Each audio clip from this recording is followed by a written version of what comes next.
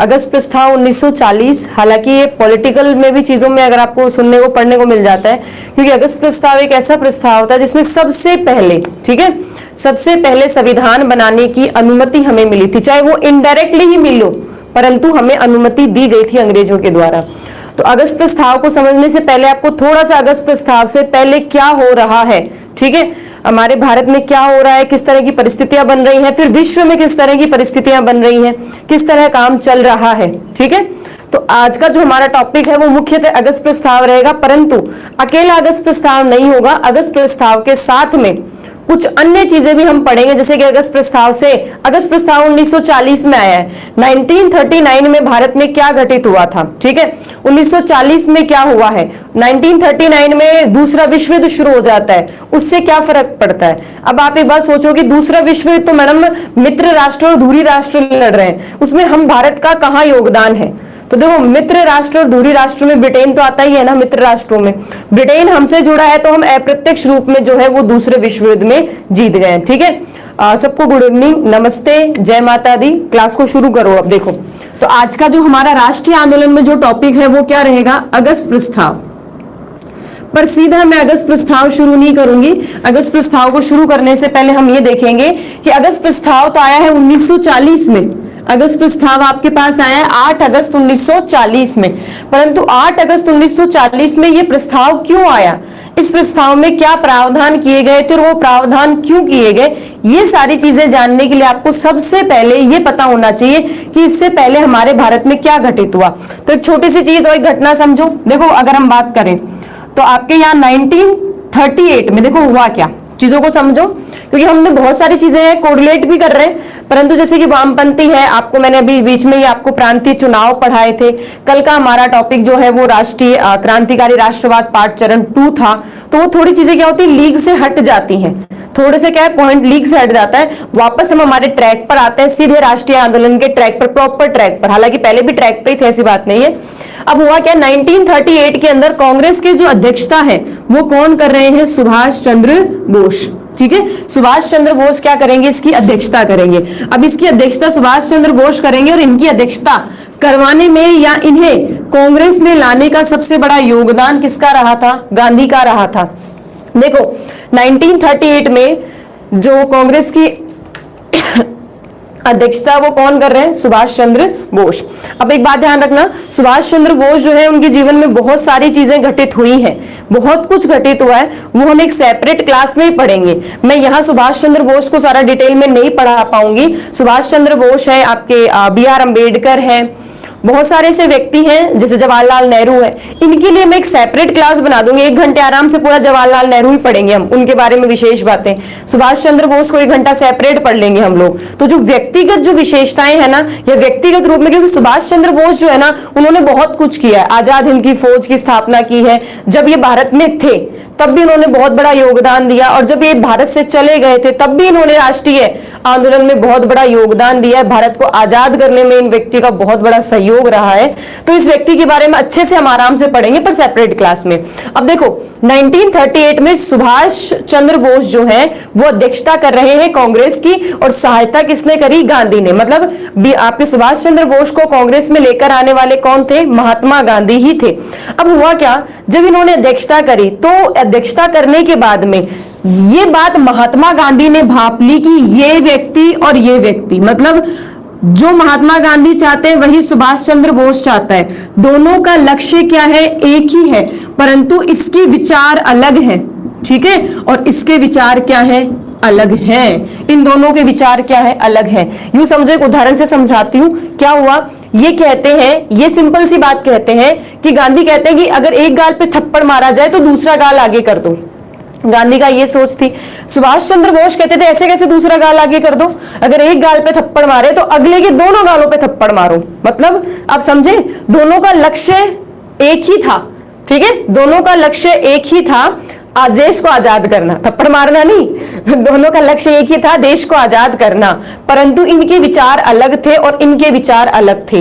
अब हुआ क्या, पहले तो गांधी और सुभाष चंद्र बोस एक साथ ही थे, अच्छी मित्रता थी, परंतु वैचारिक मतभेद तो है, वो कब सामने आए, 1938 का जो अधिवेशन था उसमें वैचारिक मतभेद जो है वो खुलकर सामने आए और फिर महात्मा गांधी और सुभाष चंद्र बोस के अंदर दूरियां बननी शुरू हुई। इनके जो अच्छे संबंध थे ये क्या होने लगे, बिखरने लगे, खत्म होने लगे। आप सोचो, जब कांग्रेस इकट्ठा होकर बनी थी 1885 में, उसके बाद में नरम दल गरम दल अलग ही हुए ना, ठीक है। और बहुत बार कांग्रेस का विभाजन होते होते रहा है, क्योंकि लोगों के जो विचार है वो घरों में ही दरार पैदा कर देते हैं। दो लोगों के जो विचार है घरों में दरार पैदा कर देते, तो ये तो कांग्रेस थी। न जाने कितने तरह के लोग थे, कितने तरह की विचारधाराएं थी। उन विचारधाराओं में सुभाष चंद्र बोस की सोच अलग थी और गांधी की। लक्ष्य एक ही था, लक्ष्य एक ही था, परंतु दोनों की विचारधाराएं बिल्कुल अलग अलग थी। अब हुआ क्या, अब होता क्या है, अब अगला जो 1939 में 1939 के अंदर त्रिपुरी कांग्रेस अधिवेशन होता है। त्रिपुरी में कांग्रेस का क्या होता है, अधिवेशन होता है। अब हुआ क्या, इस त्रिपुरी कांग्रेस अधिवेशन में अध्यक्षता कौन करेगा, इसके क्या हुए, चुनाव हुए। ठीक है, चुनाव हुए कि भाई अब कांग्रेस की अध्यक्षता कौन करेगा, चुनाव हुए। चुनाव किसके बीच में हुए, ध्यान से सुनना, सुभाष चंद्र बोस वर्सेस पट्टाभी सीतारमैया, पट्टाभी सीतारमैया। ठीक है, अब मुझे बताओ जीता कौन है, फटाफट बताओ जीता कौन, जवाब दो इसका। जितना हो सकता है क्लास को शेयर किया करो ताकि ज्यादा से ज्यादा बच्चे जो है वो उसको पढ़ सके, समझ सके। अब मुझे बताओ जीता कौन। तो त्रिपुरी जो अधिवेशन होता है उसकी अध्यक्षता के लिए चुनाव होते हैं कि कौन अध्यक्षता करेगा 1939 के अंदर। बिल्कुल सही कहा पिंकी, चुनाव में जीता कौन है, सुभाष चंद्र बोस जो है वो जीत जाते हैं और पट्टाभी सीतारमैया जो है वो हार जाते हैं। अब हुआ क्या, पट्टाभी सीतारमैया के साथ में खड़े कौन थे, गांधी। मतलब इस चुनाव को देखकर यह कहा जाता है कि सुभाष चंद्र बोस वर्सेस गांधी का चुनाव था, क्योंकि इस व्यक्ति को खड़ा करने के पीछे गांधी ही थे। और गांधी ने कहा था अगर सीता भी पट्टारमैया हारते हैं तो ये सीता भी पट्टारमैया की नहीं, गांधी की हार होगी, मतलब मेरी हार होगी, वो समझे, इन्होंने ये बात कही थी। ठीक है, और हुआ यही, आप यूं मान के चले, सुभाष चंद्र बोस गए जीत और पट्टाभी सीतारमैया जी जो है वो गए हार। अब हुआ क्या, ये अधिवेशन होता है, ठीक है, मार्च में ये अधिवेशन होता है 1939 के अंदर। त्रिपुरी में अधिवेशन होता है, त्रिपुरी में अधिवेशन होता है तो जो कांग्रेस की कार्य समिति की जो बैठक होती है ना, उस बैठक में जो है बहुत सारे लोग सुभाष चंद्र बोस का साथ देने के लिए मना कर देते हैं। सुभाष चंद्र बोस का क्यों, क्योंकि महात्मा गांधी सुभाष चंद्र बोस से अलग हो चुके हैं। महात्मा गांधी जो है, अगर पट्टाभी सीतारमैया नहीं आए तो उससे महात्मा गांधी हार गए, और कांग्रेस में महात्मा गांधी जो है वो अब काम नहीं करेंगे जब तक सुभाष चंद्र बोस रहेंगे। अब दोनों में एकदम टकराव पैदा हो गया, जैसे नहीं होते कि घर में दो बहुएं लड़ती है, ये करेगी तो मैं नहीं करूंगी, तो वैसा कुछ सीन हो रहा है, यहाँ दोनों लड़ रहे हैं, अप्रत्यक्ष रूप के अंदर लड़ रहे हैं। हुआ क्या है, सुभाष चंद्र बोस जो है वो कहते हैं कि देखो जी, अगर देश का सबसे बड़ा नेता ही मुझसे खुश नहीं है, देश का सबसे बड़ा महान व्यक्ति जो मुझसे खुश नहीं है, उसको मुझ पर विश्वास नहीं है, तो मैं इस पद के लायक नहीं हूं। और उसने अपने इस पद से क्या दे दिया है, इस्तीफा दे दिया, त्यागपत्र दे दिया। अब इस्तीफा देने, त्यागपत्र देने के बाद में अगर हम बात करें तो मई 1939 में आपके सुभाष चंद्र बोस एक अलग संस्था की स्थापना करते हैं, जिस संस्था का नाम बताओ, एग्जाम में आया हुआ है, संस्था का नाम बताओ जिसकी स्थापना सुभाष चंद्र बोस के द्वारा कांग्रेस से त्यागपत्र, कांग्रेस से अलग होने के बाद में उसकी स्थापना की जाती है। वो कौन सा है, फॉरवर्ड ब्लॉक। बिल्कुल सही कहा, फॉरवर्ड ब्लॉक जो है इस पार्टी की स्थापना जो है सुभाष चंद्र बोस कांग्रेस से अलग होकर करते हैं। चलो सुभाष चंद्र बोस इसके बाद में तो जापान है, जर्मनी है, जाएंगे, सहायता लेंगे, आजाद हिंद की उसकी फौज की स्थापना करेंगे, मतलब स्थापना करेंगे, उसमें काम करेंगे, ये बहुत सारी चीजें, सुभाष चंद्र बोस की चीजें यही छोड़ो। तो अब क्या होता है, सुभाष चंद्र बोस जो है वो हट जाएंगे, और वापस अगर हम देखें तो गांधी की जो एंट्री है वो कांग्रेस में हो जाती है। और गांधी का अगला जो फेवरेट व्यक्ति जो होता है वो है जवाहरलाल नेहरू। तो अब कांग्रेस में एक बड़ा नेता उभर कर निकल कर आया, हालांकि पहले भी बड़े नेताओं में था, अब बिल्कुल इसका रास्ता साफ हो गया। अब जवाहरलाल नेहरू और सरदार वल्लभ भाई पटेल जैसे जो व्यक्ति है ना, ये एक बड़े नेता के रूप में उभर कर आ रहे हैं, आ जाते हैं। अब यही सारा काम संभालेंगे कांग्रेस का। चलो, तो ये बातें समझ में आ गई। अगस्त प्रस्ताव जो है उसके लिए सबसे पहले एक पृष्ठभूमि बना रही हूं मैं। एक्चुअल में क्या हुआ है, 1938 में सुभाष चंद्र बोस को गांधी ही बना रहे हैं, परंतु बनाने के बाद पता चल गया गांधी को कि भाई इसकी तो बिल्कुल विचारधारा बिल्कुल अलग है, मेरे से मैच नहीं करती, हम दोनों एक संस्था में रहकर काम नहीं कर सकते। और उसके बाद महात्मा गांधी और बी.आर. अम्बेडकर में दूरियां बनने लगी। 1939 में जो कांग्रेस की अध्यक्षता करने के लिए चुनाव होते हैं, तो उसमें गांधी जी अपनी तरफ से पट्टा भी सीतारमैया को खड़ा कर रहे हैं और इधर सुभाष चंद्र बोस खुद खड़े हो रहे हैं। ये लक देखो कितना अच्छा है कि ये व्यक्ति जीत जाता है। आम जनता को क्या पता कि गांधी इनके साथ खड़े हैं, इनके साथ खड़े, क्योंकि पहले तो गांधी ने बनाया सुभाष चंद्र बोस को, तो इस बार भी लोगों को, आम जनता तक ये चीजें नहीं पहुंच पाती। देखो चीजों को समझो, लोगों में फिर भी एक विचारधारा थी कि सुभाष चंद्र बोस गांधी एक साथ ही हो, ठीक है, और इसी के साथ में सुभाष चंद्र बोस जीत गए। अब जीतने के बाद में कांग्रेस के जो अन्य लोग थे ना सदस्य, उन्हें लगा कि अब अगर सुभाष चंद्र बोस कांग्रेस में रहेंगे तो गांधी जो है वो हमारे साथ काम नहीं करेंगे, वो फिर से अलग हो जाएंगे, फिर से कुछ अलग अपना काम करना शुरू कर देंगे। तो लोगों ने क्या किया, सुभाष चंद्र बोस का बहिष्कार किया, उनसे बात नहीं की, उनसे उनके प्रति मतलब गुस्सा जताया, विरोध जताया। तो यहां से सुभाष चंद्र बोस को पता चलता है कि भाई मैं यहां रहकर काम नहीं कर पाऊंगा, तो वो क्या कर रहे हैं बेटा, वो सिंपल से करेंगे, त्याग पत्र दे देंगे इस बात से कि रखो अपना त्याग पत्र, जब मैं देश के इतने महान और इतने बड़े नेता को ही खुश नहीं कर पाया, इस व्यक्ति का अगर मुझ पर विश्वास नहीं है तो मैं इस पद के लायक नहीं हूं, चाहे मैं चुनाव जीता ही क्यों ना हो, ठीक है। और वो क्या कर रहे हैं, वो यहाँ क्या कर रहे हैं, कुछ नहीं करेंगे, सिंपल से अपना त्याग पत्र देके चले जाएंगे। और मई 1939 में फॉरवर्ड ब्लॉक जो है संस्था की, आप कह सकते हैं पार्टी की, वो क्या करेंगे, स्थापना करेंगे। तो चीजें पॉइंट यहां तक क्लियर हो गई, ठीक है। त्रिपुरी अधिवेशन की ये सारी मैंने आपको घटना बताई, जो कि अब देखो लगभग ये घटना हुई है आपके मार्च अप्रैल में, ठीक है। ये सारी घटना कब हुई है, मार्च अप्रैल में। अब इस घटना के, ये तो भारत में चल रही है कांग्रेस में, इसी घटना के पीछे जो सबसे बड़ा रीजन मैं तुम लोगों के साथ आज डिस्कस करने जा रही हूं, अगस्त प्रस्ताव क्यों आया, इसके पीछे सबसे बड़ा रीजन था, जो कारण था, वो था आपका दूसरा विश्व युद्ध। तो चलो दूसरे विश्व युद्ध को थोड़ा सा समझ लो। मुझे पता है एग्जाम में हालांकि इतना इंपॉर्टेंट पूरा डिटेल में हम थोड़ा सा डिस्कस कर लेते हैं, पता तो हो एटलीस्ट दूसरा विश्व युद्ध था क्या। हम सुनते ही हैं हर बार दूसरा विश्व युद्ध, थोड़ा सा उसको थोड़ा सा बारीकी से समझ लो और थोड़ा सा अपन ऊपर से भी समझ लेंगे, दोनों चीजों को बैलेंस करते हुए चलते हैं। देखो दूसरा विश्व युद्ध होता है, दूसरा विश्व युद्ध शुरू कब हुआ है, 1 सितंबर 1939 से। एक्चुअल में हुआ क्या था, आपके दूसरा विश्व युद्ध जो है वो 2 हिस्सों में यहां तैयार होता है। जैसे कि इधर हम बात कर लेते हैं मित्र राष्ट्र, और ये है आपके दूरी राष्ट्र, ये सबको पता है, सब होशियार बच्चों, मुझे पता है। अब मित्र राष्ट्र की बात कर ले तो ब्रिटेन, फ्रांस। अगर हम बात करूं तो पहले ये 2 ही थे, पहले क्या थे, ये 2 ही थे, ये 2 ही थे। और दूरी राष्ट्र में अगर हम बात करें तो जर्मनी, जापान, इटली, और भी हैं, परंतु मैंने इंपॉर्टेंट के नाम लिखे जो मुख्य थे। अब होता क्या है, बात को धीरे धीरे ध्यान से सुनना। जर्मनी जो है, जर्मनी ये 1 सितंबर 1939 को फिक्स पोलैंड पर हमला कर देती है, ठीक है, पोलैंड पर आक्रमण कर देती है।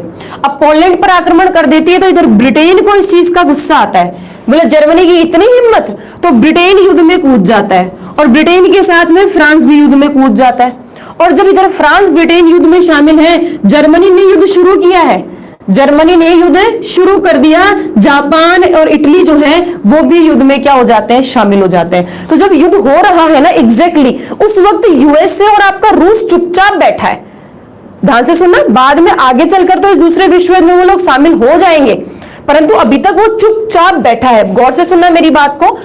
इसमें 1 सितंबर को पोलैंड पर ये क्या कर रहा है, आक्रमण करता है, पोलैंड पर आक्रमण करता है, और इसी से ये युद्ध जो है वो शुरू हो जाता है। अच्छा, दूसरे विश्व युद्ध के कारण बताओ मुझे, सब होशियार बच्चे हो आप, तो इसके कारण बताओ, दूसरे विश्व युद्ध के रीजन क्या थे अगर मैं कारण पूछूं तो सबसे पहला जो रीजन था ना वो था पहला विश्व युद्ध।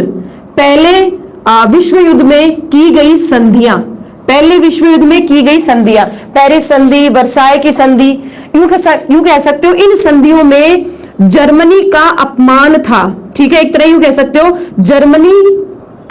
जर्मनी के साथ अपमानजनक संधि। तो ये मान के चलो, इतिहासकार तो सीधी सी एक बात कहते हैं कि दूसरे विश्व युद्ध का जो बीज है, दूसरे विश्व युद्ध का जो बीज है वो पहले विश्व युद्ध में ही बो दिया था, पहले विश्व युद्ध में ही बो दिया था।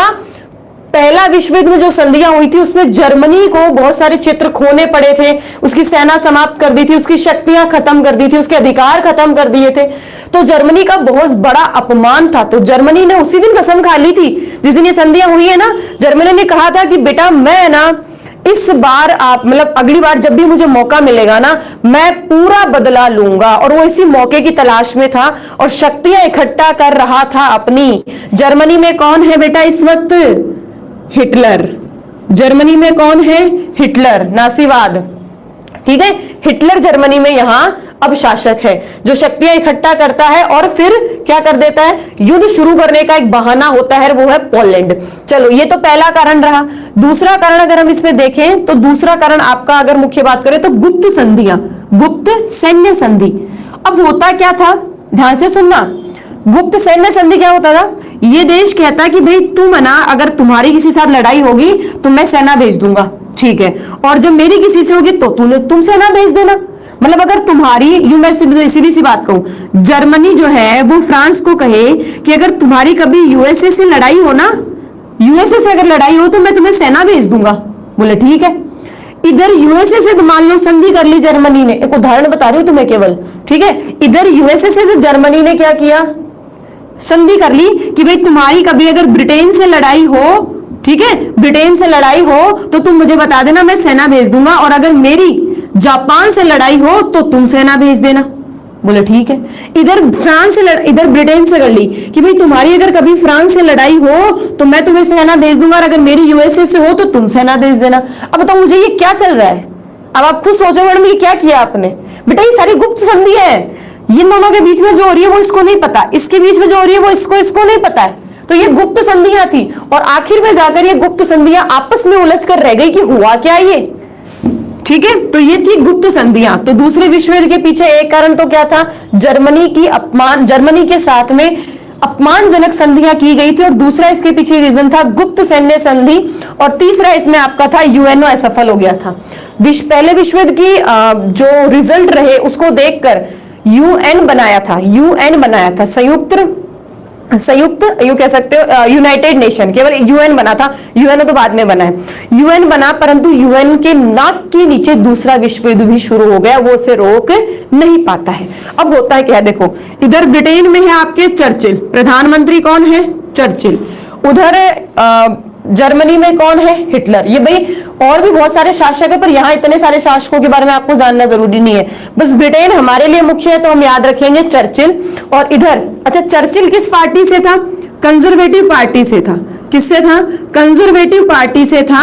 इसलिए था कंजर्वेटिव पार्टी से क्योंकि आपके यहाँ 1940 से लेकर 1945 तक, ध्यान रखना 1940 से लेकर 1945 तक जो कुछ भी हो रहा है, 1940 से लेकर 1940 से लेकर 1945 तक कुछ भी होगा, ठीक है, कुछ भी होगा, वो सारी की सारी चीजें कहां से आएंगी, चर्चिल से आएंगी। जो कुछ भी घटित होगा वो सारा का सारा कहां से मिलेगा, हमें चर्चिल से ही मिलेगा। अब देखो चर्चिल ही करेगा सारे काम, और आगे चलकर जब हमें आजादी मिलेगी, जब हम आजाद होंगे, तब कौन होगा, क्लीमेट एटली होगा, जो कि कहां से होगा, लेबर पार्टी से होगा। बात यहां तक क्लियर हो गई। तो कंजर्वेटिव पार्टी से है चर्चिल। अब ध्यान से सुनना, जब युद्ध शुरू होता है 1 सितंबर 1939 को युद्ध शुरू होता है, तो पोलैंड पे आक्रमण होता है, ब्रिटेन आ जाती है और तुरंत आपकी फ्रांस पहुंच जाती है। इधर जर्मनी, जापान, इटली ये सब युद्ध में क्या कर रहे हैं, युद्ध में तैयारी कर रहे हैं, युद्ध कर रहे हैं। अब देखना यहां दूसरे विश्व युद्ध में 2 देश हैं जो चुपचाप बैठे हैं स्टार्टिंग में। नाम क्या है, एक देश का नाम है यूएसए और एक देश का नाम है यूएसएसआर। एक का नाम क्या है, यूएसएसआर, दिख रहा होगा इधर, तो दिख रहा होगा। एक का नाम क्या है, यूएसए, और एक का नाम क्या है, यूएसएसआर, रूस जिसे आप कहते हो, रूस। अब ध्यान से सुनना, जब युद्ध शुरू हुआ तब ये दोनों शांत थे। कैसे शांत थे, ये पूंजीवाद है, ये पूंजीवाद है, और यहां राष्ट्रपति है D Franklin Roosevelt, D Franklin Roosevelt. D Franklin Roosevelt. और अगर हम बात करें रूस में, तो रूस में यहाँ राष्ट्रपति कौन है? Joseph Stalin. कौन है? Joseph Stalin. देखो इसको एक बार अच्छे से डायग्राम को समझो, फिर इसको एक बार और रिपीट कर दूंगी मैं आराम से। तो यहाँ यूएसए पूंजीवाद से है, वो साम्यवाद से है। अगर हम इसकी बात करें तो ये किससे है? साम्यवाद से है। ये साम्यवाद से है और ये पूंजीवाद से है। अब एग्जैक्टली थे, दोनों युद्ध से दूर थे। यूएसए हालांकि पैसे से मतलब रखता, हथियार करता था, ठीक है ना, हथियार वगैरह सप्लाई करता था। तो यूएसए हथियार सप्लाई कर रहा है इन लोगों को, क्योंकि इनके पास पैसा है। जर्मनी ने कहा मुझे किसी की जरूरत नहीं है, मैं बहुत शक्तिशाली हूं, मैं बहुत पावरफुल हूं। और यूएसएसआर कह रहा है ठीक है यार, लड़ लो आराम से, मुझे क्या फर्क पड़ना है। अब होता क्या है, ध्यान से सुनना। ये जब जर्मनी इनके साथ युद्ध कर रहा है, जब जर्मनी उठ रहा था ना, विकास कर रहा था, तो जर्मनी जो है ना वो साम्यवाद के बहुत ज्यादा खिलाफ था। तो सब लोगों को यूं लगा कि जो हिटलर है ना, जो जर्मनी, ये हिटलर आक्रमण किस पे करेगा? यूएसए पे करेगा, ठीक है, मतलब यूएसएसआर पे करेगा, रूस पे करेगा। तो ये चुपचाप मजे देख रहे हैं कि भाई इस पे आक्रमण होगा, इसको सबसे पहले जर्मनी जो है वो इसको सबसे पहले निपटाएगा, या तो इसको जर्मनी निपटा देगा या जर्मनी इसको निपटा देगा। यूएसए चुपचाप मजे देख रहा है कि ऐसा कुछ होने वाला है, ऐसा होगा। तो पर जर्मनी जो है ना वो ऐसा कुछ नहीं करता। जर्मनी युद्ध कर देता है मित्र राष्ट्रों के साथ में। जर्मनी जो है वो युद्ध कर देता है मित्र राष्ट्रों के साथ, यहां आ पड़ता है। अब जर्मनी 2-3 साल तक तो बिजी रहता है। और जर्मनी, जापान, इटली जो है ना, इनकी सेना जो है वो लगभग सबको जीतते हुए दिख रही थी, ठीक है। बस कुछ ऐसे बड़ी गलतियां इन लोगों ने की, जैसे कि जापान ने क्या किया है, इधर अमेरिका शामिल नहीं थी। अमेरिका चुपचाप, हालांकि पीछे से सपोर्ट में तो थी, पता तो चल ही रहा था कि भाई जो अमेरिका है वो इनकी मदद कर रही है, परंतु अमेरिका सामने आकर मदद नहीं कर रही थी, सामने नहीं थी युद्ध में। अब ये बात जो है वो जापान को नहीं जची कि भाई मदद भी करवा रहा है और सामने भी नहीं आ रहा। तो जापान ने क्या किया, अमेरिका के पर्ल हार्बर, एक जो बंदरगाह था जिसमें सारी जो जलीय सेना मौजूद थी, उस पर क्या करवा दिया, आक्रमण करवा दिया, मतलब हवाई हमला करके उसको पूरा तहस नहस कर दिया। अब क्या हुआ, जापान ने जब इसको छेड़ा तो ये युद्ध में शामिल हो गई। तो यहां अब यूएसए भी आकर शामिल हो जाती है युद्ध में, क्या हो जी, तुमने हमें छेड़ा है जबकि हम युद्ध से बाहर थे, तो अब युद्ध में इन्होंने इनको शामिल कर लिया। अब हुआ क्या, जापान ने तो यूएसए को छेड़ दिया और जर्मनी ने क्या किया, 2-3 साल तो कुछ नहीं किया, 2-3 साल तक तो युद्ध चला आराम से, लगभग मान चलो 1942, लगभग 1942-43 के आसपास उसने क्या किया, जर्मनी ने किसकी तरफ बढ़ा, रूस की तरफ बढ़ा। और रूस में इसने यू मान के चलो कि रूस की तरफ बढ़ता है लगभग 3-4 साल बाद में। तो रूस की तरफ जैसे जैसे बढ़ता है ना, तो रूस बहुत बड़ा फैला हुआ था। अब वो रूस के अंदर घुसता चला गया, लास्ट में उनको खाने के सप्लाई जो है वो बंद कर दी। और इससे क्या हुआ, हिटलर जो है उसको बहुत बड़ी हार का सामना करना पड़ा। और यहां जो है रूस को ये समझ में आ गया कि जर्मनी को मजा चखाना पड़ेगा, न चाहते हुए भी रूस किसकी तरफ आ गया, मित्र राष्ट्रों की तरफ। अब रूस कहां है, यहां। अब ये 4 एक तरफ है और ये एक तरफ है। पहले अगर मैं बताऊं युद्ध की, दूसरे विश्व युद्ध की अगर प्रारंभिक स्टेज देखो ना, कभी ढंग से पढ़ लो दूसरे विश्व युद्ध को, तो दूसरे विश्व युद्ध में सबसे पहली प्रारंभिक जो एज है ना, ठीक है ना, प्रारंभिक जो एज है उसमें ये जीत रहे थे, जर्मनी जापान ये जीत रहे हैं। सबको लग रहा है ये भारी पड़ रहे हैं, यही जीतेंगे यही जीतेंगे यही जीतेंगे, परंतु अब हुआ क्या, ठीक है ना, होता क्या है यहां पर, जैसे यूएसएसआर जो मिल जाती है, यहाँ इकट्ठा हो जाती है ये सारी पावर, क्योंकि ब्रिटेन यहाँ और फ्रांस यहाँ कमजोर पड़ने लग जाती है। क्या करने लग जाती है, कमजोर पड़ने लग जाती है। और जब वो हारने की स्थिति में होती है ना, उस वक्त ये आकर इनको ज्वाइन करती है और ज्वाइन करने के बाद में इनका पत्ता साफ कर देते हैं। कौन, ब्रिटेन, फ्रांस और यूएसए और यूएसएसआर। मैं कहती हूँ अगर यूएसए और रूस अगर इसमें शामिल नहीं होता, इधर जर्मनी अगर रूस में अपना टाइम खराब नहीं करता, तो शायद आज दूसरे विश्व युद्ध का रिजल्ट ही कुछ और होता। पर चलो हम ऐसी दुआ क्यों करें। मैं एक और बात कहती हूं, दूसरा विश्व युद्ध हुआ और उस दूसरे विश्व युद्ध में ब्रिटेन कमजोर हुई, इसीलिए हमें आजादी मिली। अगर दूसरा विश्व युद्ध नहीं होता, ध्यान से सुनना, अगर विश्व युद्ध दूसरा नहीं होता तो शायद तुम्हें पूरी तरह से आजादी नहीं मिल पाती। अंग्रेज हमें छोड़कर कभी नहीं जाते, ठीक है, वैसे ही हमारा शोषण उसी प्रकार हम पर शासन करते रहते। पर शुक्र मानो दूसरा विश्व युद्ध हमारे लिए एक बहुत बड़ा दिखाया जिसने सारे के सारे पूरे भारत के भविष्य को बदल के रख दिया। अगर दूसरा विश्व युद्ध नहीं होता तो भारत आजाद होने में बहुत लंबा समय और निकल जाता।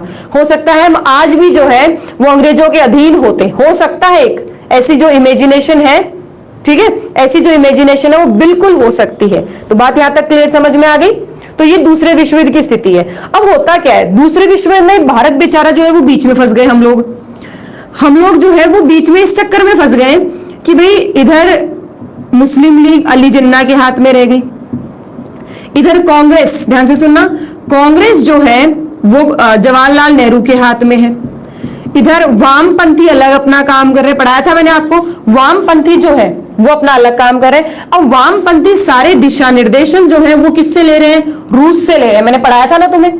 तो ये सारे दिशा निर्देशन रूस से ले रहे हैं। अब जब तक रूस अलग है तब तक तो वामपंथी अंग्रेजों के क्या कर रहे हैं, विरोध कर रहे हैं। और जैसे ही रूस यहां अंग्रेजों के साथ आकर खड़ा हो जाता है, ध्यान देखो, जैसे ही रूस यहां अंग्रेजों के साथ आकर खड़ा हो जाता है, वामपंथी जो है वो राष्ट्रीय आंदोलन के अंतिम चरण में अंग्रेजों का सपोर्ट करना शुरू कर देते हैं। क्यों? क्योंकि वामपंथी रूस से प्रभावित है और रूस किसके साथ जुड़ गया, ब्रिटेन के साथ जुड़ गया।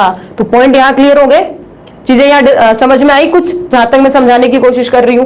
अब ये इतनी चीजें समझ में आ गई तो ये दूसरा विश्व युद्ध की पूरी गतिविधि मैंने आपको समझाई कि दूसरा विश्व युद्ध किस तरह शुरू होता है, कौन कौन से देश इसमें शामिल होते हैं और किस प्रकार काम कर रहे हैं। अब आप कहोगे मैडम दूसरे विश्व युद्ध से हमारे भारत में क्या मतलब, हुआ क्या, जैसे ही दूसरा विश्व युद्ध की घोषणा होती है सितंबर में, दूसरे विश्व युद्ध में ब्रिटेन शामिल हो जाती है कि भाई युद्ध करना है।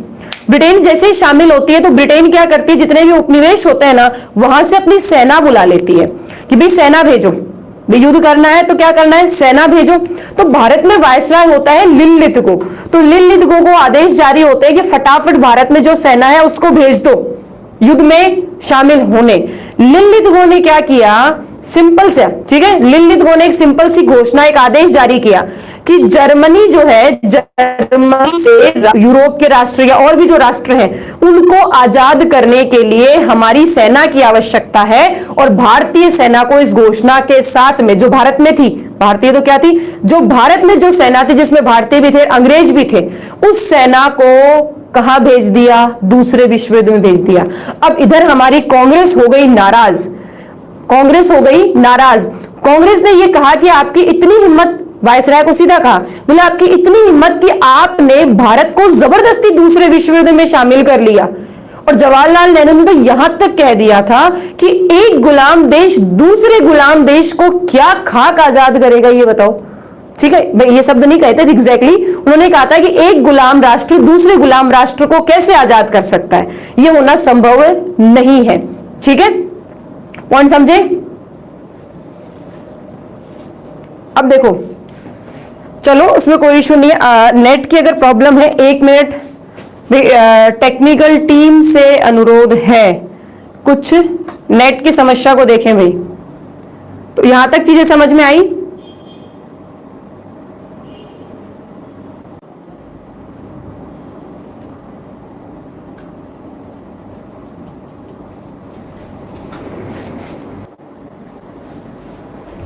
देखो अब नहीं आएगी प्रॉब्लम, तो यहां चीजें ठीक है। तो हमने क्या समझा है एक बार उसको रिपीट कर लेते हैं, कोई दिक्कत नहीं है, अब नहीं आएगी प्रॉब्लम। अब देखो हमने जो चीजें समझी थी वो ये थी, पहला पॉइंट हमने ये डिस्कस किया था कि 1939 में सुभाष चंद्र बोस चुनाव लड़ते हैं पट्टाभी सीतारामैया के सामने, परंतु जीत भी वही जाते हैं और जीतने के बाद में अपना त्यागपत्र देकर फॉरवर्ड ब्लॉक करके वो एक अलग से अपनी संस्था या आप कह सकते हैं पार्टी बना लेते हैं और उसके बाद में वो राष्ट्रीय आंदोलन में एक अलग हिस्से में अपना काम करना शुरू कर देते हैं, भारत से बाहर चले जाते हैं। अब अगर हम बात करते हैं आपके विश्व में क्या घटित हो रहा है, विश्व में एक ऐसी घटना हुई जिससे भारत आजाद होने के पीछे जुड़ा, ठीक है, जिसके पीछे उसकी आजादी, हमारे भारत की आजादी के सबसे बड़ा रीजन जो था ना वो भारत छोड़ो आंदोलन, या बुरा मत मानना, भारत छोड़ो आंदोलन या जो बड़े नेता थे ये कोशिश कर रहे हैं, देखो कब से कोशिश कर रहे हैं लोग, फिर भी अंग्रेज हमें आजाद नहीं कर रहे थे। परंतु कहीं ना कहीं विश्व में एक ऐसी घटना हुई जिसने हमें आजाद करने में बहुत बड़ा योगदान दिया, और वो क्या था? दूसरा विश्व युद्ध। और इसी दूसरे विश्व युद्ध के कारण भारत के अंदर अगस्त प्रस्ताव आता है। यही दूसरा विश्व युद्ध था जिसमें भारत में एक आपके यहाँ क्रिप्स मिशन लाया जाता है। यही दूसरा विश्व युद्ध की समाप्ति के बाद जब ब्रिटेन कमजोर हो जाती है, वही ब्रिटेन में पार्टी बनती है लेबर, सरकार बनती है लेबर पार्टी की, और क्लीमेट एटली जो है वो बनते हैं प्रधानमंत्री, जो कि भारत को क्या करते हैं? स्वतंत्र घोषित करते हैं। तो यहाँ चीजें जोड़कर पढ़ोगे ना तो याद रह जाएंगी अच्छे से। अब देखो दूसरा विश्व युद्ध है, अगर इसको एक बार फिर रिवीजन के रूप में देख लो, पहले अगर कुछ क्लास में रुक रही थी या जो भी टेक्निकल इशू था। दूसरे विश्व युद्ध में, दूसरा विश्व युद्ध शुरू होता है 1 सितंबर 1939 से 1945 तक ये चलता है। इसमें अगर रीजन करें स्टार्ट होने के पीछे कारण क्या था, तो जर्मनी के साथ में पहले विश्व युद्ध में बहुत ज्यादा अपमानजनक संधियां की गई थी। तो जर्मनी ने उसी दिन कसम खा ली थी कि मुझे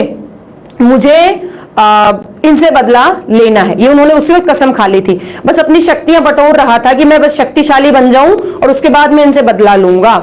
और गुप्त सैन्य संधियां जो थी वो भी इसके पीछे कारण था। तीसरा हम कहें तो यूएन की स्थापना हुई थी विश्व युद्ध रोकने के लिए, परंतु वो नाकाम रही, और उसके नाक के नीचे जर्मनी ने एक बहाना ढूंढा था। ठीक है, सीधा तो हमला कैसे करेगा, एक बहाना ढूंढा था, पोलैंड पर आक्रमण किया, बहाना ढूंढा, पोलैंड पर आक्रमण किया। 1 सितंबर 1939 को पोलैंड पर आक्रमण किया, और आक्रमण करने के साथ ही ब्रिटेन, फ्रांस जो है वो युद्ध में आ जाती हैं। इधर जापान, जर्मनी और इटली युद्ध में शामिल हो जाती हैं।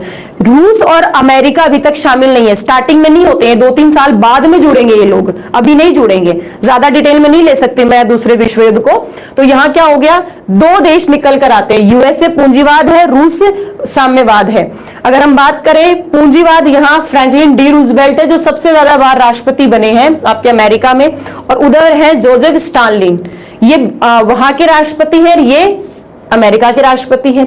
दोनों चुपचाप जो है वो दूर से मजे देख रहे हैं। अब हुआ क्या, लोगों को पहले ये लगा था, जो लोग थे ना, ये मित्र राष्ट्र देख लो जैसे, इन लोगों को पहले ये लगा बेटा कि ये जो जर्मनी है ना, ये जर्मनी किसके विरोध में है, साम्यवाद के विरोध में, तो ये हिटलर सबसे पहले इलाज किसका करेगा, रूस का करेगा। पर हुआ क्या, लोगों को जो उम्मीद होती है ना वो नहीं हुआ, उम्मीद से अलावा कुछ घटित हुआ। ठीक है, और उम्मीद क्या थी, इधर जाएगा, जर्मनी इधर नहीं गया, जर्मनी इधर आ गया। ठीक है, और जर्मनी इनसे युद्ध लड़ रहा है, जर्मनी, जापान, इटली बहुत पावरफुल जो है, ये आराम से कर रहे हैं काम कि भाई अब देखो। और स्टार्टिंग में एकदम साल, 2 साल, 3 साल अगर आप युद्ध के देखते हो ना, तो आपको लगेगा कि यही जीत रहे हैं, हर क्षेत्र में ये जीत रहे हैं। ब्रिटेन, फ्रांस जो है ना, वो तो हार का मुंह देख रही थी हर जगह। परंतु यहां 2 बड़ी गलतियां हुई। एक तो जापान ने क्या किया, यूएसए को छेड़ दिया। जापान ने पर्ल हार्बर पे, यूएसए का जो पर्ल हार्बर था उस पर आक्रमण किया और यूएसए को छेड़ दिया। यूएसए शामिल तो था युद्ध में, परंतु सीधे तौर पे नहीं, अप्रत्यक्ष रूप में। जापान ने कहा जब लड़ना ही है तो सामने आकर लड़ो ना, पीछे से क्यों लड़ रहे हो। फिर भी अमेरिका चुप था, तो जापान ने क्या किया, आक्रमण करवा दिया, और आक्रमण करवा के जो उसकी जलीय सेना थी ना, उसको तहस नहस करवा दिया उस बंदरगाह पे जो भी मौजूद था। तो यूएसए ने कहा अब लो, अब आ गया मैं सामने, अब जो तुम्हें करना है वो करो। तो यूएसए युद्ध में शामिल हो गया। इधर जर्मनी ने क्या किया, रूस पर हमला कर दिया।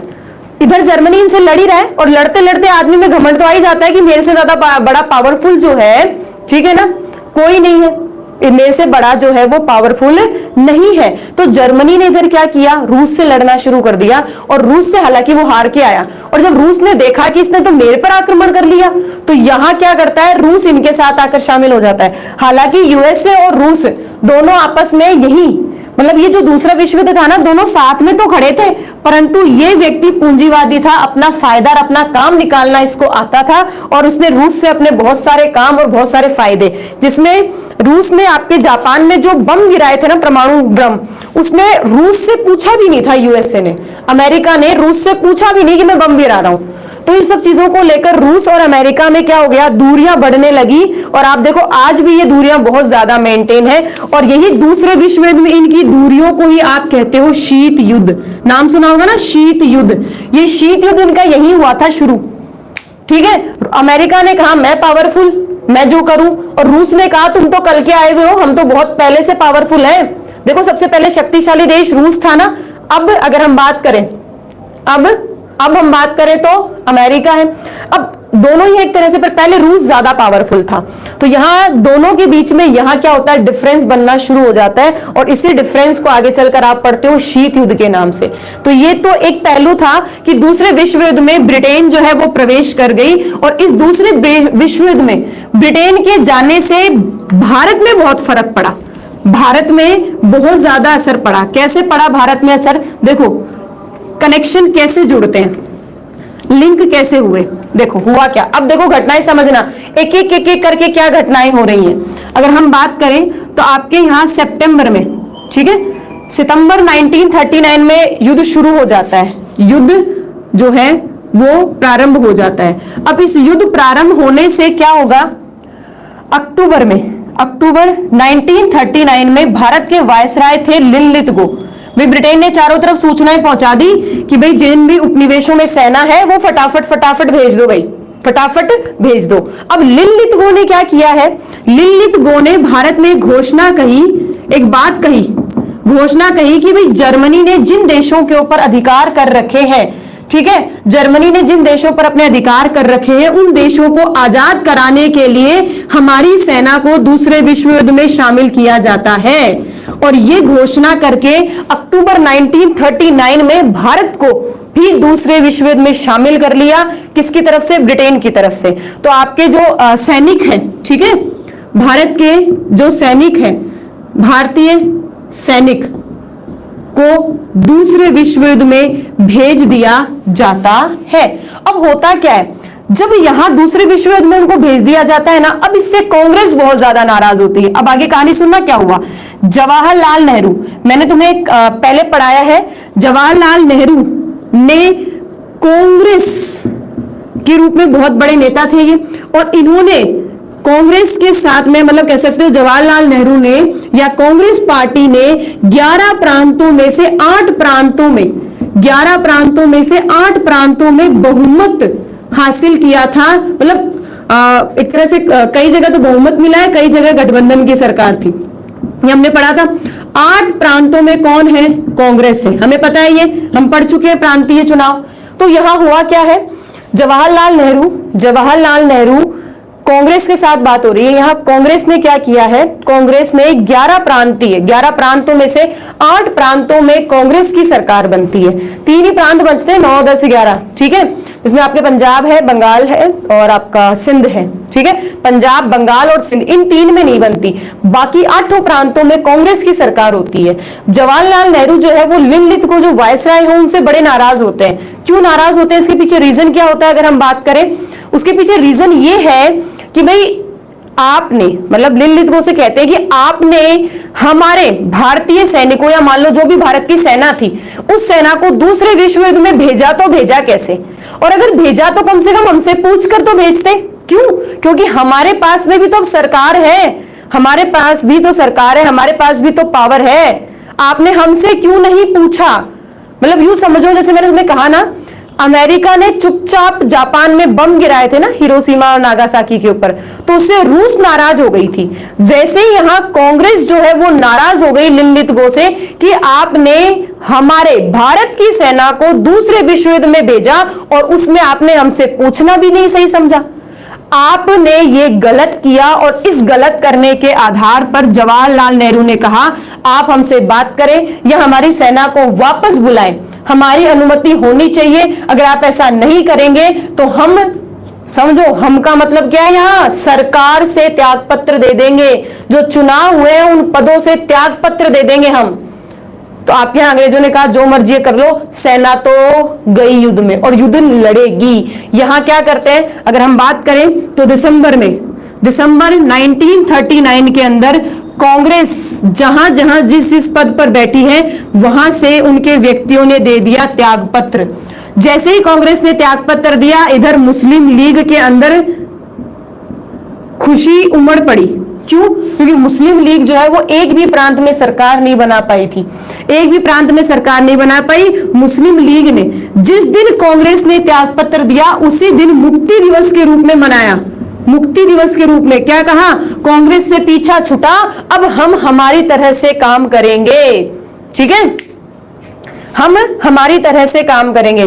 दिसंबर 1939 में कांग्रेस के जितने भी व्यक्ति जो सरकार में बैठे थे, जो जीतकर सीट पर बैठे थे, उन व्यक्तियों ने दे दिया त्याग पत्र, ठीक है, उन व्यक्तियों ने दे दिया त्याग पत्र। और मुस्लिम लीग, ठीक है, मुस्लिम लीग ने खुशी के मारे उस दिन मुक्ति दिवस बनाया कि भाई हमारा कांग्रेस से पीछा छूट गया, ठीक है, हमारा जो है वो कांग्रेस से पीछा छूट गया, अब हम हमारे हिसाब से काम करेंगे।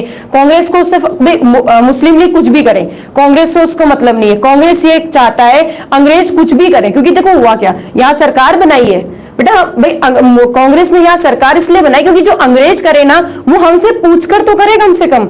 पर यहां हमें एक बात समझनी है, दो क्षेत्र होते हैं, एक तो होता है केंद्र और एक है राज्य। तो अभी तक हमारा अधिकार केवल राज्य तक सीमित है, हम अभी तक केंद्र में नहीं घुसे। ये आदेश केंद्र से आए थे और जवाहरलाल नेहरू कह रहे हैं चाहे आदेश कहीं से भी निकलो, हम भी तो सरकार है, हम भी तो काम कर रहे हैं, तो हमसे पूछा जाए, ठीक है, और अगर हमसे नहीं पूछोगे तो हम त्याग पत्र देंगे। और ये कहकर उन्होंने दिसंबर 1939 में क्या दे दिया, त्याग पत्र दे दिया। अब दिसंबर 1939 में त्याग पत्र देने के बाद में मार्च में, ध्यान से सुनना क्या हो रहा है, मार्च 1940 के अंदर, मार्च 1940 में आपके रामगढ़ में कांग्रेस का अधिवेशन होता है। अब आप फटाफट जवाब दो, अध्यक्षता कौन करता है, फटाफट जवाब दो, ठीक है, फटाफट जवाब दो कि अध्यक्षता कौन करता है। तो मार्च 1940 में कांग्रेस अधिवेशन होता है रामगढ़ में, कांग्रेस अधिवेशन होता है रामगढ़ में, और इसकी अध्यक्षता कौन करता है, अब्दुल कलाम आजाद। कौन करता है, अब्दुल कलाम आजाद जो है वो इसकी क्या कर रहे हैं, अध्यक्षता कर रहे हैं। आप खुद सोचो, देखो अब्दुल कलाम आजाद मुस्लिम है, परंतु इस वक्त ध्यान से सुनना, ये लाइन बहुत बोल रही हूं, इस वक्त जब मुस्लिम लीग जो है वो पाकिस्तान की मांग करेगी, उस वक्त एक मुस्लिम जो है वो हमारे कांग्रेस की अध्यक्षता कर रहा है। इससे ये बात साबित होती है कि भारत में जो सारे मुस्लिम थे वो पाकिस्तान की मांग नहीं करना चाहते थे, वो पाकिस्तान नहीं चाहते थे, केवल मुस्लिम लीग जो है वो पाकिस्तान चाहती थी। तो यहां चीजों को समझ गए। मार्च 1940 में कांग्रेस अधिवेशन होता है रामगढ़ में, अब्दुल कलाम आजाद जो है वो इसकी कर रहे हैं अध्यक्षता। अब्दुल कलाम जो आजाद है वो इसकी क्या कर रहे हैं, अध्यक्षता कर रहे हैं। और इस अधिवेशन में अंग्रेजों ने, मतलब इस अधिवेशन में कांग्रेस ने अंग्रेजों से क्या कहा कि हमें अंतरिम राष्ट्रीय सरकार बनाने दो, हमारी अंतरिम राष्ट्रीय सरकार बनाओ। इसका मतलब यह है कि केंद्र में हमारी सरकार बनाओ, बदले में हम केंद्र में हमारी सरकार बनाओ, बदले में हम अंग्रेजों की सहायता करेंगे। बात को समझिए, ये क्या चाहते हैं, हर कोई अपनी रोटी सेकना चाहता है। अंग्रेज चाहते हैं बिना कुछ किए ना चुपचाप ये उपनिवेशों में शांति बनी रहे और उपनिवेश जो है वो हमें सहायता भेजते रहे। ब्रिटेन ये चाहता है, और इधर हम कांग्रेस चाहती है कि मौका सही है, अब अंग्रेजों से अब कुछ भी मांगेंगे अंग्रेज देंगे, ठीक है ना, अंग्रेज जो है वो देंगे ही। क्यों देंगे, क्योंकि उनकी मजबूरी है। भाई होता नहीं है कि घर में पेरेंट्स, मान लो कोई घर में गेस्ट आ गया और छोटे बच्चे को पता चल गया कि अब घर में गेस्ट आ गया, मम्मी से जो मांगूंगा मम्मी को देना पड़ेगा, तो वो क्या करता है, घर में गेस्ट को देखकर और जोर से रोना दहाड़ना शुरू कर देता है, और जोर से रोना और दहाड़ना शुरू कर देता है कि नहीं मुझे तो चाहिए। ये वैसा ही हो रहा है। इधर अंग्रेज जो है वो बिजी है दूसरे विश्व युद्ध में, कांग्रेस को पता चल गया कि अब हम जो मांगेंगे हमें मिलेगा, और कांग्रेस ने यहां मार्च 1940 के इस अधिवेशन में अंतरिम राष्ट्रीय सरकार की मांग की। अगर एक सिंपल सी बात कहूं, ठीक है, सिंपल सी बात कहूं तो वो सिंपल सी बात क्या है, केंद्रीय सरकार जो है उसमें हमारा योगदान होना चाहिए, या केंद्रीय सरकार भारतीयों को बनाने दो, केंद्रीय सरकार जो है वो भारतीयों को बनाने दो, और केंद्रीय सरकार भारतीयों को बनाने दो और अंग्रेजों की सहायता हम करेंगे दूसरे विश्व युद्ध में, ये बात कही गई।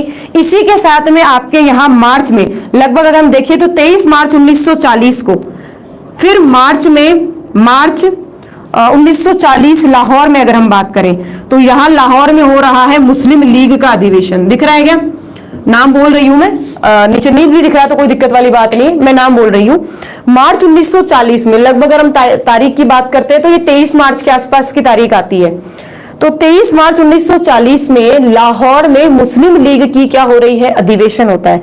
मुस्लिम लीग का अधिवेशन होता है। और बेटा ये अधिवेशन इसलिए जरूरी है, ठीक है, ये अधिवेशन इसलिए जरूरी है क्योंकि इस अधिवेशन में पाकिस्तान का प्रस्ताव पारित हुआ था। पाकिस्तान का प्रस्ताव पारित हुआ था। इस अधिवेशन में द्विराष्ट्र नहीं, मतलब अलग से हमें हमारा राष्ट्र चाहिए।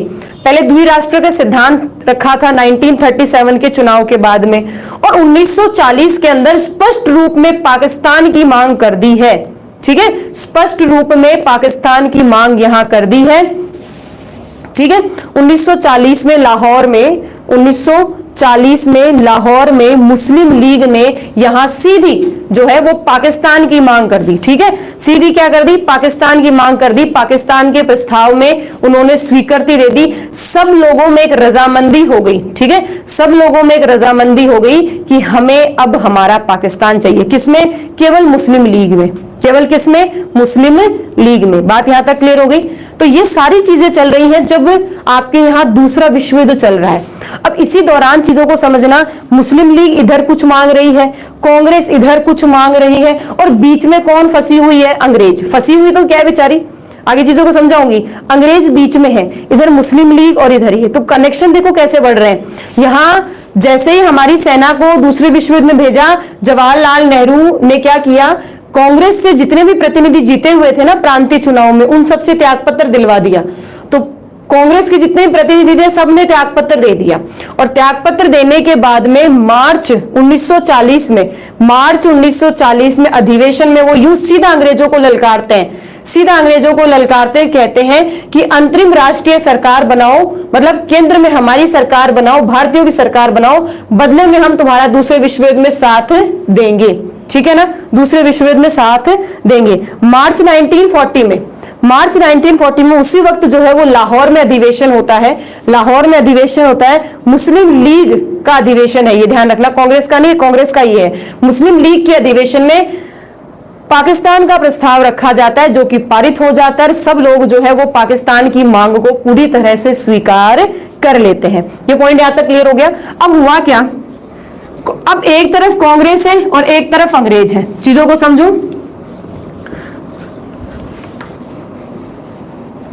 देखो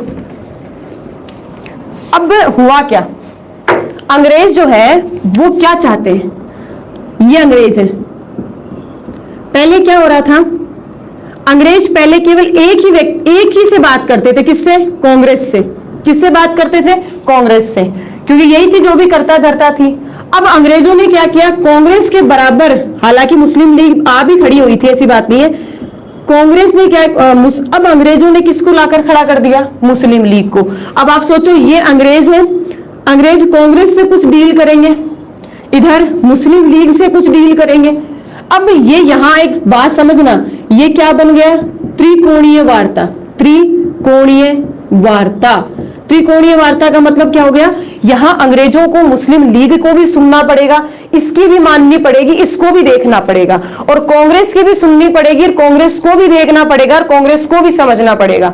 तो ये अब देखो अंग्रेज क्या चाहते हैं, अंग्रेज पहली तो बात ये चाहते हैं कि उपनिवेशों में शांति बनी रहे। क्या चाहते हैं, उपनिवेशों में जो है उनमें शांति बनी रहे। भारत में जो कहीं है लड़ाई दंगा फसाद नहीं होना चाहिए। अगर उपनिवेशों में शांति रहेगी तो हमें आगे चलकर वो पूरा परेशान करेंगे।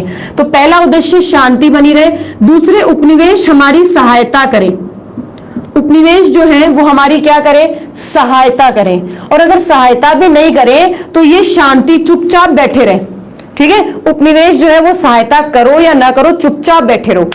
अब इन्होंने क्या सोचा कि भाई शांति से तो बैठने वाले हैं नहीं, ये तो सबको पता है, शांति से बैठने वाले नहीं, तो इन्होंने क्या किया, वार्ता का मतलब समझे, बात करने में टाइम पास करी। इन्होंने सोचा कि अगर भारतीयों को टाइम टाइम से कुछ कहते रहेंगे, ठीक है, कि हाँ ऐसा कर देंगे, हाँ हाँ ऐसा कर देंगे, हाँ हाँ ऐसा चलेगा, हाँ हाँ ऐसा कर लेंगे, हाँ हाँ ऐसा कर लेंगे, तो ऐसे करते करते हम क्या करेंगे, उन्हें गोलियां दे रहे हैं, भारतीयों को गोलियां देते रहो और गोलियां देते रहो और उन्हें शांत रखो।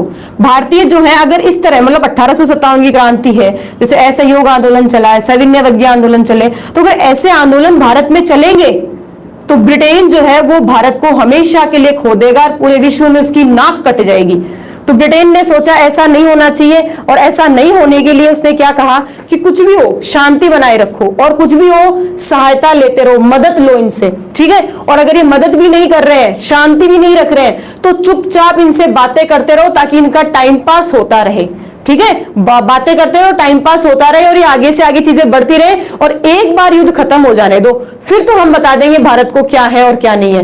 क्यों? क्योंकि यहां ब्रिटेन जो है ना वो पूरी तरह से भारत से आजादी चाहती थी। आजादी का मतलब कि भाई मुझे भारत का काम देखने की जरूरत नहीं पड़नी चाहिए, मैं भारत से कुछ नहीं देखना चाहती, भारत जो है वो मेरा उपनिवेश बना रहे और चुपचाप काम करता रहे। क्यों? क्योंकि ब्रिटेन पूरी तरह से बिजी थी दूसरे विश्व युद्ध में, उसका पूरा ध्यान था दूसरे विश्व युद्ध में। वो कहीं भी कोई भी ये नहीं दिमाग में लाना ही नहीं चाहते थे कि भारत में कोई क्रांति हो रही है क्या, भारत में कोई युद्ध हो रहा है क्या, भारत में कोई मांग हो रही है क्या। मतलब सीधे आदेश जारी कर दिए थे, लिनलिथगो को कह दिया था कि भाई जो कुछ भी करो तुम, क्योंकि इस वक्त वायसराय कौन है भारत का? लिनलिथगो। मतलब जो तुम्हारी मर्जी है वो तुम करो, और इस भारत में चुपचाप शांति बनाए रखना, इनको आंदोलन मत करने देना, और कोशिश करो कि इनसे सहायता ले लो। और अगर सहायता नहीं दे रहे, शांति भी नहीं बनाए रख रहे ना, तो इनको चुपचाप बातों में लगाते रहो और प्रस्ताव भेजते रहो, कुछ कहते रहो ताकि ये राजी रहे। तो यहां क्या किया लिनलिथगो ने, ध्यान से सुनना, अगस्त प्रस्ताव क्यों आया? दूसरे विश्व युद्ध के दौरान भारत में शांति बनी रहे, आंदोलन नहीं हो। दूसरे विश्व युद्ध में भारतीय हमारी सहायता करें, सहायता भी नहीं करें, शांति भी नहीं रखे, तो कम से कम टाइम पास होता रहे। इस प्रस्ताव के माध्यम से वो लोग ये सोचे कि हाँ अंग्रेजों ने हमें कुछ तो दिया। तो आपके यहाँ अब जो है वो मुख्य रूप में शुरू होता है अगस्त प्रस्ताव। अगस्त प्रस्ताव भारत में कब आता है बेटा? अगस्त प्रस्ताव। अच्छा एक और चीज ध्यान रखना, एक तो होती है अगस्त घोषणा और एक है अगस्त प्रस्ताव, दोनों में क्या डिफरेंस है बताओ? अगस्त घोषणा जो थी वो मॉन्टेग्यू ने की थी 1917 के अंदर, ठीक है। मॉन्टेग्यू जो घोषणा थी उसको कहते हैं अगस्त घोषणा, और एक है अगस्त प्रस्ताव, दोनों में डिफरेंस है। अगस्त प्रस्ताव 1940 में आया, और अगस्त जो घोषणा वो 1917 में हुई थी, मॉन्टेग्यू वाली, मैंने पढ़ाई थी आप लोगों को। अगस्त प्रस्ताव जो है वो भारत में आता है 8 अगस्त 1940 में, ठीक है। 8 अगस्त 1940 में आपका अगस्त प्रस्ताव भारत आता है। उस वक्त भारत का वायसराय कौन होता है? उस वक्त भारत का वायसराय है लिनलिथगो। भारत का वायसराय कौन है? लिनलिथगो। अच्छा, ये इसके अगस्त प्रस्ताव आने के पीछे कारण क्या थे, रीजन क्या थे? पहला कारण तो ये था कि सरकार ने त्यागपत्र दे दिए थे। सरकार ने क्या दे दिए थे? त्यागपत्र दे दिया, तो उनको राजी किया जाए। दूसरा, युद्ध में सहायता मिले। तीसरा, भारत में शांति बनी रहे, ये वो चाहते थे, और इनके इसके कारण अगस्त प्रस्ताव भेजा। अब अगस्त प्रस्ताव के कुछ प्रावधान मैं तुमसे डिस्कस कर लेती हूँ कि अगस्त प्रस्ताव में एग्जैक्टली था क्या, अगस्त प्रस्ताव में एग्जैक्टली क्या था। तो अगस्त प्रस्ताव में सबसे पहली बात, ध्यान से सुनना, कुछ महत्वपूर्ण पॉइंट है तो इसको यूं देख लेते हैं। अगस्त प्रस्ताव में अगर सबसे पहले प्रावधान की बात करूं तो अगस्त प्रस्ताव में यह कहा गया था कि ब्रिटेन का लक्ष्य है कि भारत को डोमिनियन स्टेटस या स्टेट्स का, ठीक है, दर्जा दिया जाएगा। मतलब स्पष्ट नहीं लिखा हुआ था, साफ नहीं लिखा हुआ था कि डोमिनेंट स्टेट का आपको दर्जा देंगे। अप्रत्यक्ष रूप में इसके जो प्रावधान आए थे ना, उनसे यह पता चला कि अंग्रेज हमें क्या देना चाहते हैं, डोमिनेंट स्टेटस देना चाहते हैं, पहली बात। दूसरी बात यहां क्या कही गई? दूसरी बात इन्होंने ये कही कि प्रतिनिधित्वपूर्ण, ध्यान से सुना शब्दों को, प्रतिनिधित्वपूर्ण संविधान सभा के द्वारा संविधान तैयार किया जाएगा। संविधान सभा के द्वारा संविधान तैयार किया जाए। मतलब प्रतिनिधित्वपूर्ण का मतलब हो गया भारतीय। यहां किसकी बात हो रही है? भारतीय। इसीलिए मैंने आपको कहा था अगस्त प्रस्ताव पहला ऐसा प्रस्ताव है जिसमें अंग्रेजों ने भारतीय संविधान को भारतीय द्वारा ही तैयार किए जाने की स्वीकृति दी थी। ये ध्यान रखना, स्वीकृति दी थी। तो यहां साफ कहा है कि भारतीय ही संविधान तैयार करने के लिए क्या बनाएंगे? संविधान सभा बनाएंगे। ये हो गई। तीसरी इन्होंने बात क्या कही है? तीसरा अगर हम पहलू बात करें तो तीसरी बात इन्होंने ये कही कि जो सरकार है, ठीक है, जो सरकार है वो कानून निर्माण करेगी, सरकार कानून निर्माण करेगी और उस कानून निर्माण में अल्पसंख्यकों की अनुमति लेगी, अल्पसंख्यकों की सहमति चाहिए। मतलब अगर आगे चलकर कांग्रेस जो है वो बहुमत से सरकार बना भी लेती है, आगे चलकर कांग्रेस जो है वो बहुमत से सरकार बना भी लेती है, तो भी मुस्लिम लीग की अनुमति के बिना कानून नहीं बना सकते। इससे मुस्लिम लीग को राजी किया जा रहा है, इससे और कुछ नहीं हो रहा है, ठीक है। चौथी बात इन्होंने ये कही कि वायसराय की जो कार्यकारिणी है, वायसराय की जो कार्यकारिणी परिषद है, उस वायसराय की कार्यकारिणी परिषद में विस्तार किया जाएगा और उस विस्तार में भारतीयों को जोड़ा जाएगा। वे भारतीय केंद्र में सरकार बनाना चाह रहे हैं ना, भारतीय जो है वो केंद्र में सरकार बनाना चाह रहे हैं। तो आप एक काम करो, जो बनी हुई सरकार है, जो वायसराय है, जो उसकी कार्यकारिणी परिषद है, हम आपको उसी में अधिकार दे देते हैं ना, अच्छी बात है, ये तो प्लस पॉइंट है। तो यहाँ वायसराय की कार्यकारिणी परिषद का क्या किया जाएगा, विस्तार किया जाएगा। एक पॉइंट और देख लो, पांचवा एक पॉइंट वो देख लो, और इसमें यह कहा गया कि युद्ध में भारतीयों से सलाह लेने के लिए हम सलाहकार परिषद का निर्माण करेंगे। युद्ध सलाहकार परिषद का गठन किया जाएगा, जिसमें भारतीय जो है वो युद्ध में किस तरह भाग लेंगे, या भारतीय युद्ध में किस तरह सहायता करेंगे, या युद्ध में क्या करना चाहिए, ये सारी चीजें आपसे पूछी जाएंगी। और पूछने के लिए हम युद्ध सलाहकार परिषद का गठन भी करेंगे। तो ये सारे जो काम है, ये अगस्त प्रस्ताव के अंदर ये प्रस्ताव आते हैं। इन सभी प्रस्तावों की एक खास बात जो नोट लगाकर अंग्रेजों ने लिख कर भेजी थी एकदम, ठीक है, सब कुछ राजी कर दिया एकदम, सोचा इन सबसे वो राजी हो जाएंगे, खुश हो जाएंगे, और नीचे छोटी सी एक लाइन लिख दी कि ये सारी बातें तब मान्य होंगी जब दूसरा विश्व युद्ध समाप्त हो जाएगा। अब आप सोचो, मैं ये कहूं कि आज कोई युद्ध चल रहा है, कि आपकी जो एग्जाम होगी वो दूसरे विश्व युद्ध के बाद होगी, तो आप क्या सोचोगे, मैडम दूसरा विश्व युद्ध कब खत्म हो ये किसको पता है। 1940 में ये कह रहा है कि दूसरा विश्व युद्ध खत्म होने के बाद बनाएंगे। अब ये किसको पता है कि दूसरा विश्व युद्ध कब खत्म हो, साल हो जाए, 2 साल हो जाए, 3 साल हो जाए, युद्ध तो 10-10 साल भी चल सकते हैं, युद्धों का तो कोई ठिकाना थोड़ी ना है। तो बोले ये क्या बात हुई। अब जैसे ही अगस्त प्रस्ताव भारत आता है, ध्यान से सुनना मेरी चीजों को, लिखूंगी नहीं मैं आपको, बस यही सुनना इस चीज को।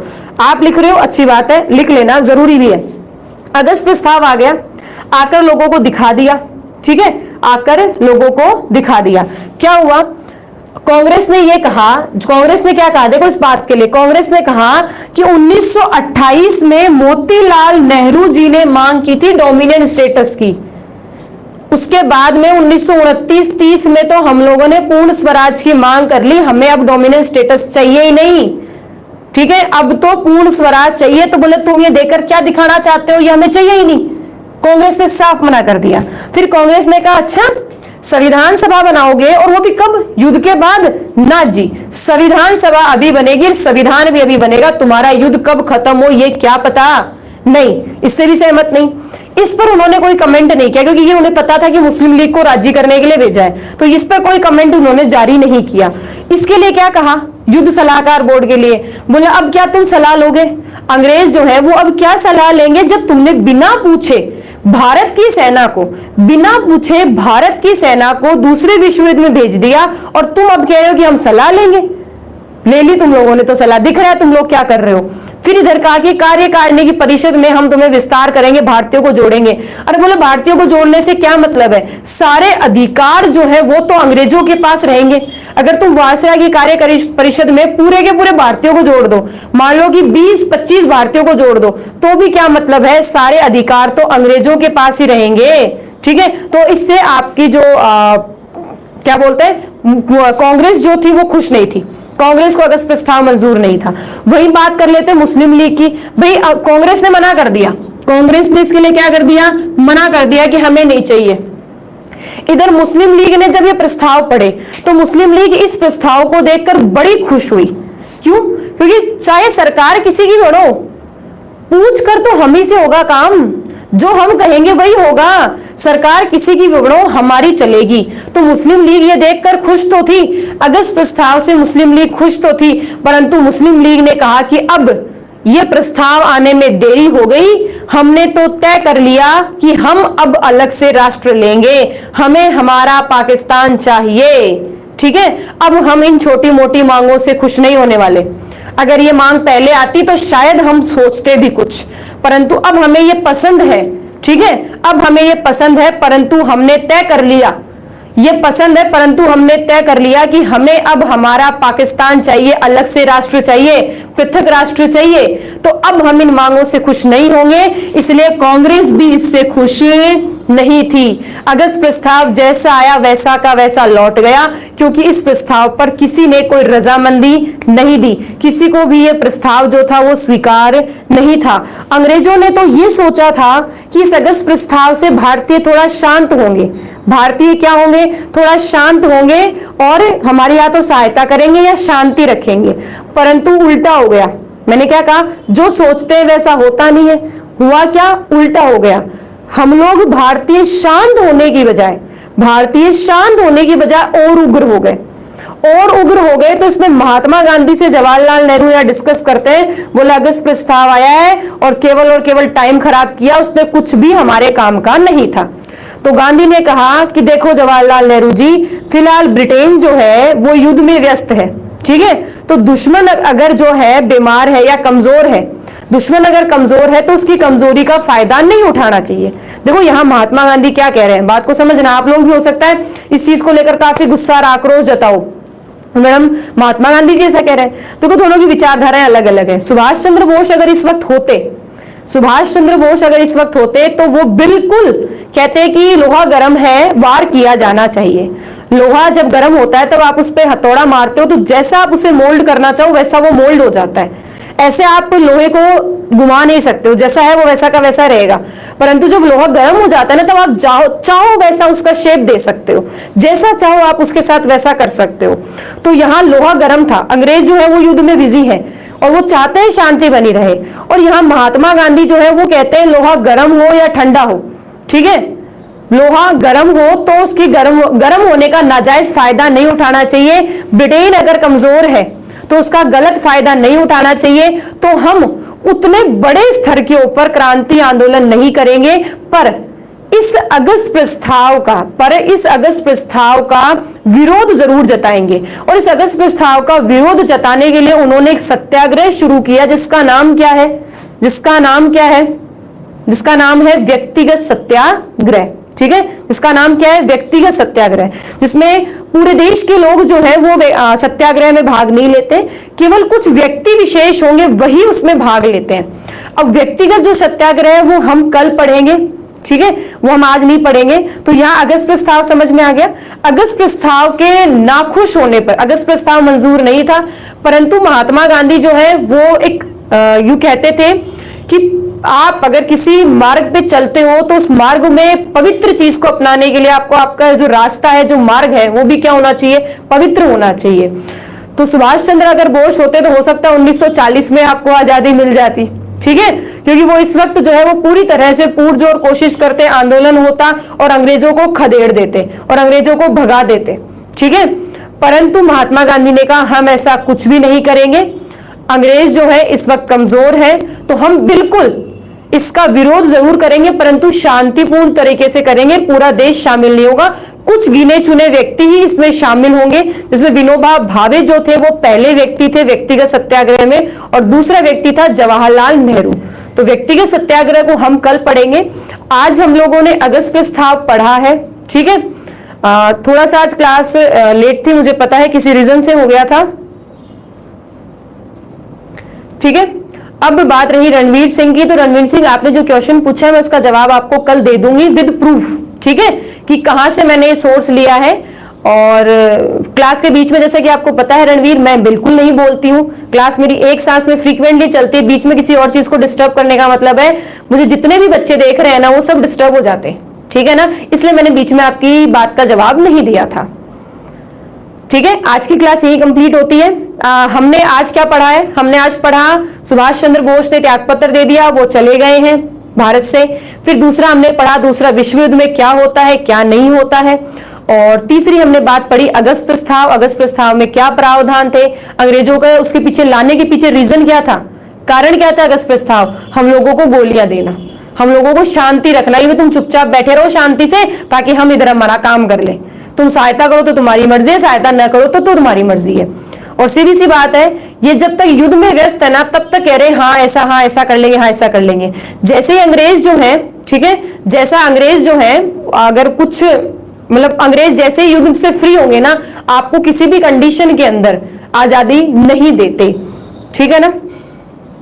रणवीर अपने जो क्वेश्चंस हैं वो आप कमेंट बॉक्स में लिख दो, मैं आपको जवाब दे दूंगी, ठीक है। क्लास खत्म होने के बाद में कमेंट बॉक्स आएगा नीचे, तो इस कमेंट बॉक्स में लिख दो, तो आपका जो भी क्वेरी रहेगी वो उस कमेंट बॉक्स में मैं तो कल की क्लास में डिस्कस कर लूंगी या फिर मैं कमेंट बॉक्स में आपको मेंशन कर दूंगी, ठीक है। अपनी रेगुलरली जो क्लास है, जो बच्चा आज नया जुड़ा है मैं उसे बता दूं, अपनी इंडियन हिस्ट्री की क्लास जो है वो रेगुलर चल रही है और उस रेगुलर इंडियन हिस्ट्री की क्लास के अंदर 3 बजे चलती है, आज थोड़ा सा लेट थी। और एक और बात पूछी थी अभी शिक्षा नीति 2020 के तहत इंडियन हिस्ट्री पढ़ाई जाएगी नहीं पढ़ाई जाएगी, आपने क्या पूछा रणवीर मुझे समझ में नहीं आया, बट इतना मैं कह सकती हूँ अभी जो नई शिक्षा नीति आई है कुछ अच्छे मेजर चेंजेस हैं उस शिक्षा नीति में। कंपटीशन की जो एग्जाम है ना बेटा वो उसी लेवल पर है, math reasoning GK current GK वही आना है, बस आपके ये मेजर जो चेंजेस हुए ना वो 9th 10th 11th 12th और आपके ये जो कॉलेजेस की जो स्टडीज होती है ना उनमें मेजर चेंजेस हुए हैं, ठीक है। ये ले लो रोशन, कोई दिक्कत नहीं है। आपकी जो 11th 12th और ग्रेजुएशन की जो थी ना उसमें मेजर चेंजेस हुए।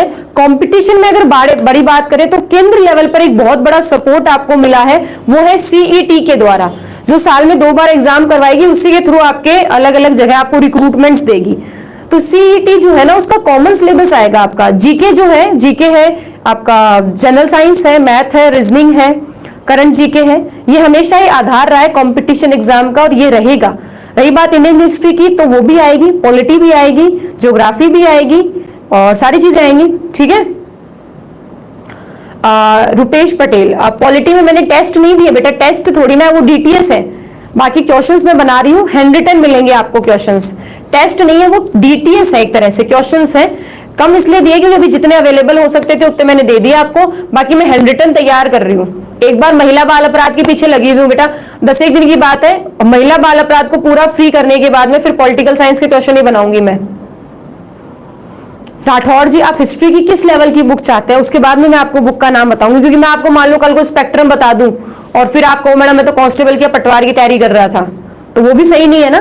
तो बुक कौन सी मुझे बतानी है, अगर ये सिंपल सी मैं बात करूं तो एनसीईआरटी पढ़ लो, बहुत अच्छा है, कोई इसमें दिक्कत नहीं आएगी आपको। हो गया, मैं बता दूं इसको। तो इसी के साथ आज आपका टॉपिक कंटेंट जो है अगस्त प्रस्ताव पूरा होता है। कल हम लोग व्यक्तिगत सत्याग्रह पढ़ेंगे।